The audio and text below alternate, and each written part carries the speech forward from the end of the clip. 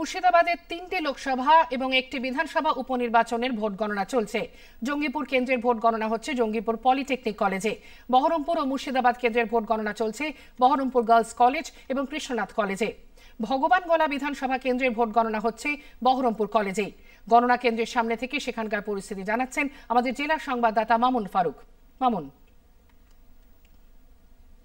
দেখো, নবাবভূম মুর্শিদাবাদে আজ কিন্তু 43 জন প্রার্থীর ভোট গণনা, 43 জন প্রার্থীর ভাগ্য গণনাও বটে।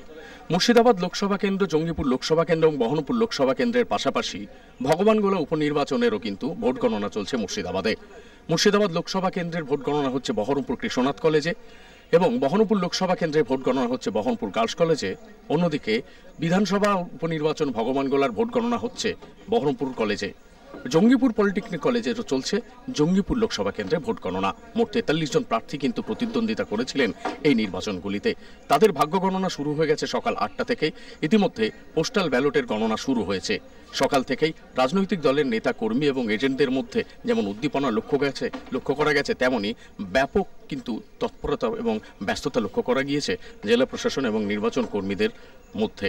মুর্শিদাবাদ লোকসভা কেন্দ্রের মূল লড়াই হচ্ছে তৃণমূল কংগ্রেসের বিদায়ী সাংসদ আবু তাহের খান, বিজেপির প্রার্থী গৌরীশঙ্কর ঘোষ এবং বাম প্রার্থী সিপিআইএম এর রাজ্য সম্পাদক মোহাম্মদ সেলিমের মধ্যে।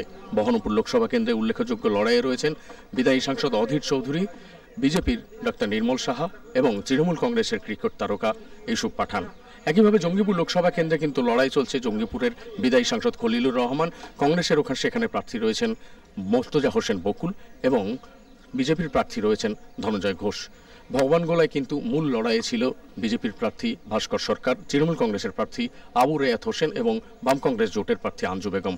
সব মিলিয়ে লড়াইটা কিন্তু জমজমাটি ছিল।